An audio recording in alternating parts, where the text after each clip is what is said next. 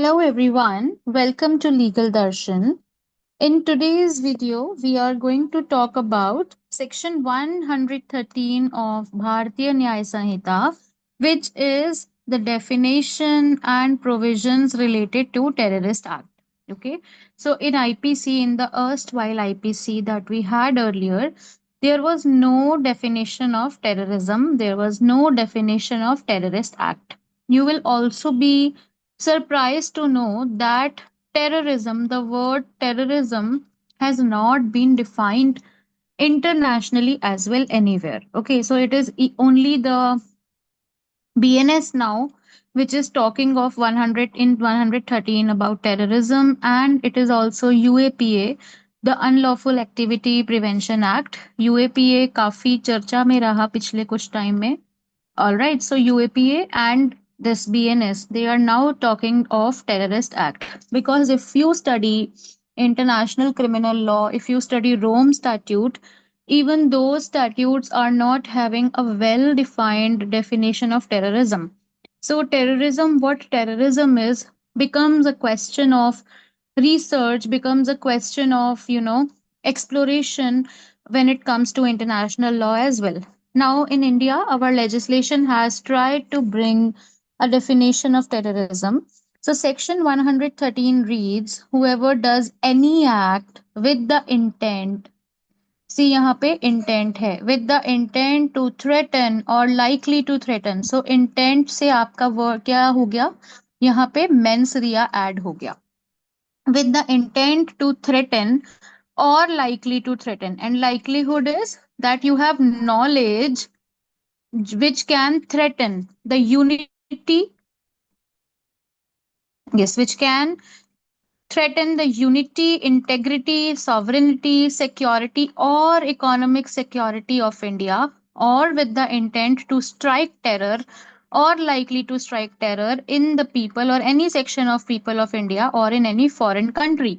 Now, या तो आपका कोई एक्ट है वो इंडिया की यूनिटी, इंटेग्रिटी, सॉवरेनिटी, सिक्योरिटी या इकोनॉमिक सिक्योरिटी को अफेक्ट कर सकता है, थ्रेटन कर सकता है, यानी कि दंगे भड़का सकता है, रायट्स क्रिएट करा सकता है, सिक्योरिटी क्राइसिस ला सकता है, इकोनॉमिक सिक्योरिटी ला सकता है, कंट्री को इकोनॉमिक डेट में ले जा सकता है.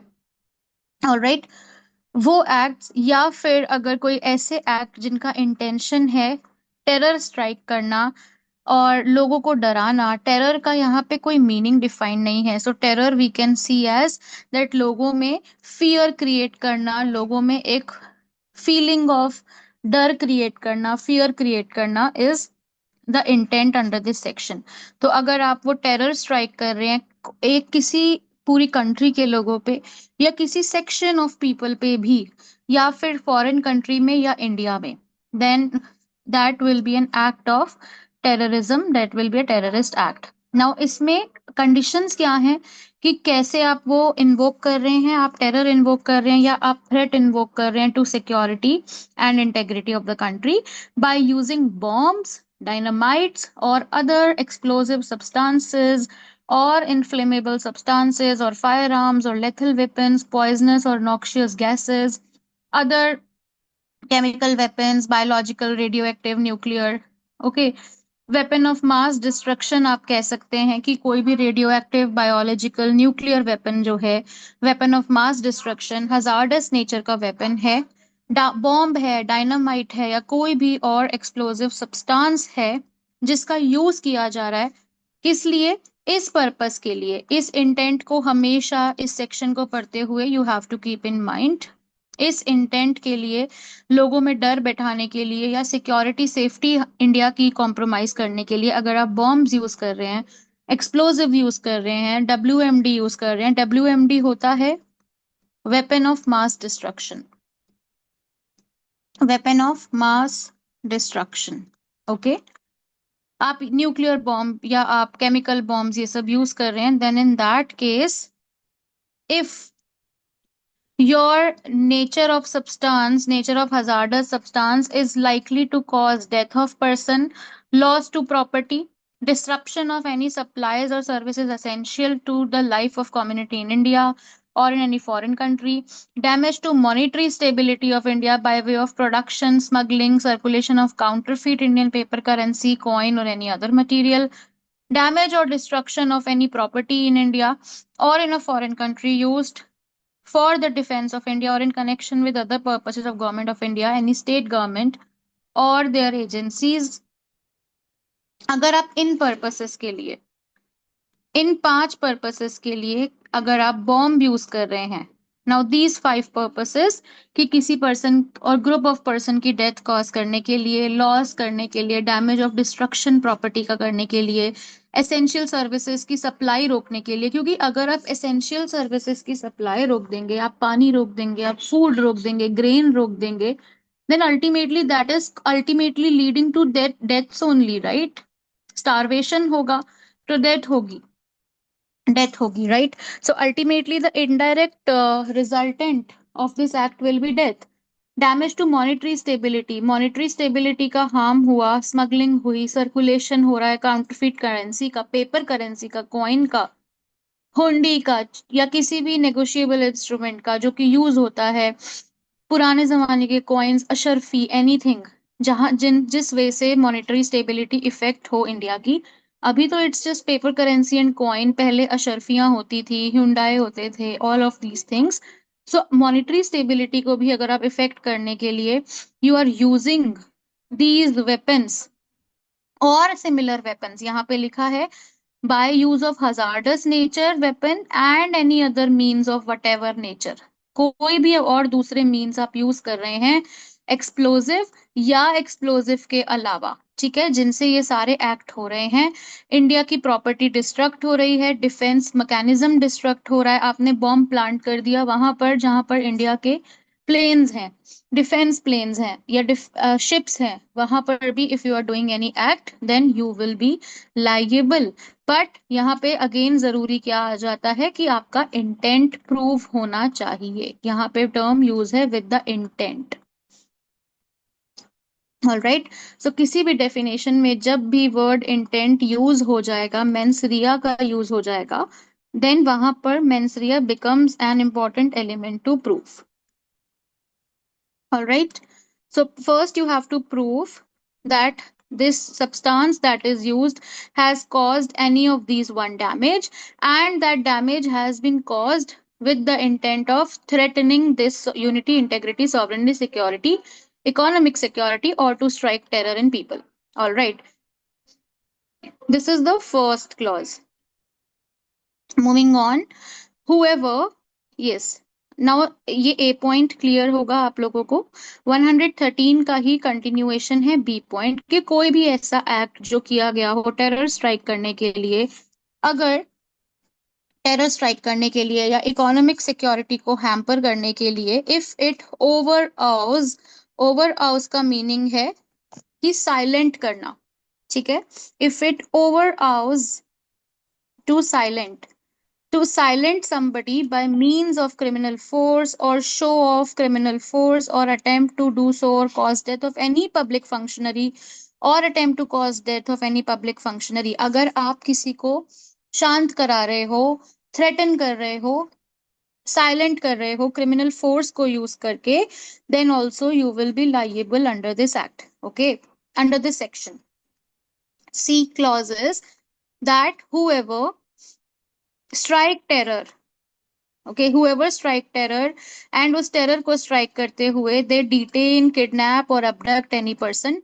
Kidnap यूज होगा for kids. Abduction can also be used for people who are not kids, major and minor both.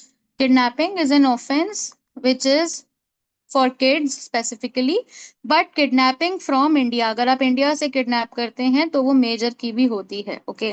Threatening to kill, injure such person और does any act in order to compel the government of India, any state government or government of a foreign country or international or inter-government organization or any other person to do or abstain from doing an act commits a terrorist act. अगर आप उस intent के साथ कि आप किसी country की security safety को कॉम्प्रोमाइज करेंगे, थ्रेटन करेंगे, टेरर स्ट्राइक करेंगे, आप किसी का किडनैप करते हैं, किसी को डिटेन करते हैं, किसी को एबडक्ट करते हैं, थ्रेटन करते हैं कि आप उस पर्सन को मार डालेंगे अगर सरकार ने चाहे वो स्टेट गवर्नमेंट हो, चाहे वो सेंट्रल गवर्नमेंट हो, या फिर इवन इंटरनेशनल कंट्री की गवर्नमेंट हो, फॉरेन गवर्नमेंट हो, इंटर गवर्नमेंटल ऑर्गेनाइजेशन हो। Intergovernmental organisations are organisations like WHO, United Nations. Okay, so ये इस तरह की ऑर्गेनाइजेशंस भी अगर हैं, अगर आप उनको कंपेल करते हो, उन्हें धमकाते हो कि if you do not do this act,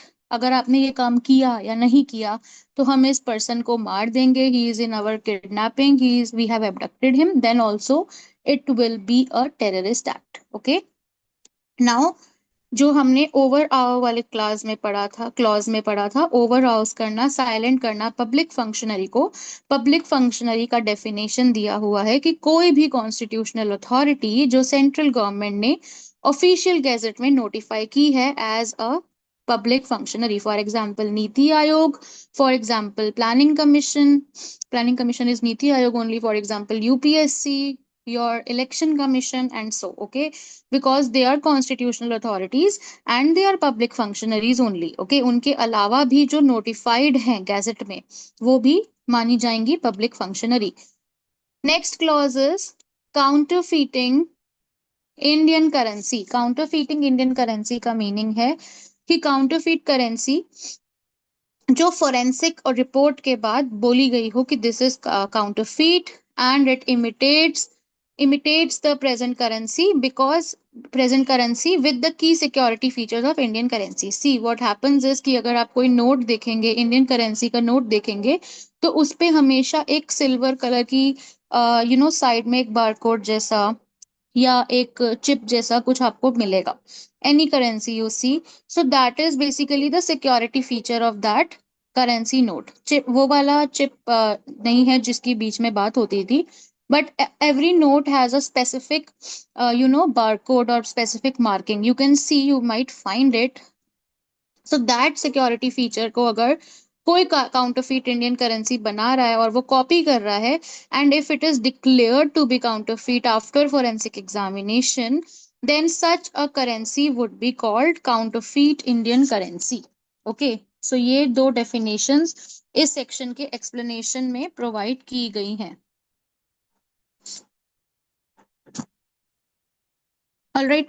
So, in what I am talking of, जो आपका नोट होता है, अगर आपके पास कोई नोट होगा 500 का, तो आप देखिएगा उस पे बीच में एक सिल्वर कलर की टेपिंग होती है। Even that contains the security code, that contains the security feature. All right. So there are security features in every Indian currency note. All right. So you can look at them. Now, ये तो हमने बता दिया कि terrorist act क्या है, but whoever commits a terrorist act shall, if the offense has resulted in death, be punished with death or imprisonment for life and shall also be liable for fine. Now यहाँ पे दो case आ गए, आपने terrorist act किया and उस act से किसी की डेथ हो गई। ओके, एनी पर्सन लिखा है, जरूरी नहीं है कि बहुत सारे लोग इन्वॉल्व हों, किसी एक पर्सन की भी अगर डेथ होती है उस एक्ट से, then you will be punishable for imprisonment for life plus fine.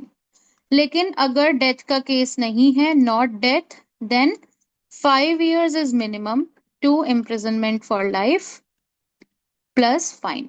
Okay, अगर डेथ नहीं हुई है तो 5 years मिनिमम पनिशेबल ऑफेंस है ये, and also imprisonment of life तक एक्सटेंड किया जा सकता है depending on the gravity, and also fine. All right, now the third clause deals with conspiracy. एक पर्सन है जो टेररिस्ट एक्ट कर रहा है, ठीक है। अगर आप अजमल कसाब का केस देखेंगे तो अजमल कसाब को जो फांसी हुई, he planted the bomb, he did the terrorist act. But अब इस क्लॉज 3 बात करता है कि कॉन्स्पिरेसी कर रहा है, अटेम्प्ट कर रहा है, एडवोकेट कर रहा है, अबेट कर रहा है, एडवाइस कर रहा है, इंसाइट कर रहा है। इंसाइट का मतलब होता है भड़काना, डायरेक्टली और नोइंगली फैसिलिटेट कर रहा है, ठीक है। या तो कॉन्स्पायर कर रहा है, या कॉन्स्पायर नहीं कर रहा तो फैसिलिटेट कर रहा है कि गोला बारूद सप्लाई कर दिया, आर्म सप्लाई कर दिया, सिक्योरिटी प्रोवाइड कर दी, द कमीशन, और अगर वो टेररिस्ट अटैक करके आ गए तो छुपा दिया, हार्बरिंग भी फैसिलिटेशन का पार्ट है। The commission of a terrorist act और any act preparatory to the commission of a terrorist act shall be, C, conspiracy punishable है, attempt punishable है, now preparation is also punishable, so your preparation of a terrorist act or even taking part in the preparation is also punishable, चाहे आप वो act करें या ना करें, अगर आप प्रिपरेशन का हिस्सा हैं तो आप लाइएबल होंगे। now terrorism is an act of strict liability, क्योंकि जो एक्ट्स जिनमें प्रिपरेशन लाइएबल कर देती है पर्सन को, they are the acts of strict liability. Okay, so terrorism is also strict liability जिसमें प्रिपरेशन भी पनिशेबल है। Okay, any act preparatory to commission of a terrorist act shall be punished with imprisonment for a term which shall not be 5 years but may extend to life imprisonment, imprisonment for life, and also be fine. So similar to the punishment which was given in the case if your act is not resulting in death, if terrorist act is not resulting in death.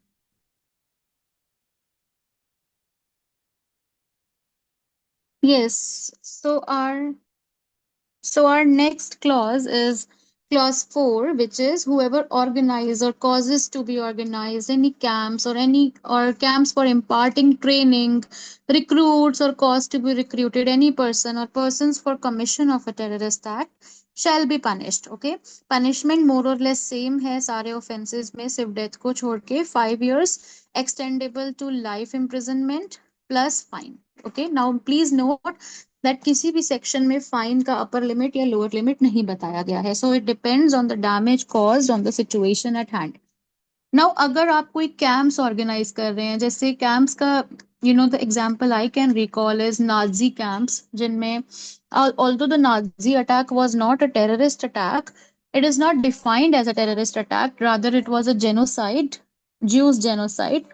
But Nazi के time पे जो camps बने थे, ठीक है, soldier camps थे, उस तरह के कैंप अगर आप ट्रेनिंग के लिए यूज करते हैं, टेररिस्ट एक्ट के लिए ट्रेन करने के लिए यूज करते हैं, या कैंप बनाते हैं या रिक्रूट करते हैं, so there are terrorist organisations जो कि मिलिटेंट ग्रुप्स हैं, जैसे अल कायदा है, these are the terrorist organisations, militant organisation जिनको बहुत सारी कंट्रीज टेररिस्ट मानती हैं, उस तरह की रिक्रूटमेंट जो होती है, that is also punishable under the BNS। Okay, now next clause is any person who is a member of an organization which is involved in terrorist act shall be punished with imprisonment which may extend to life imprisonment and fine। तो अगर आप terrorist act में involve नहीं हैं लेकिन you are found to be a member of such terrorist organisation, then also you will be liable।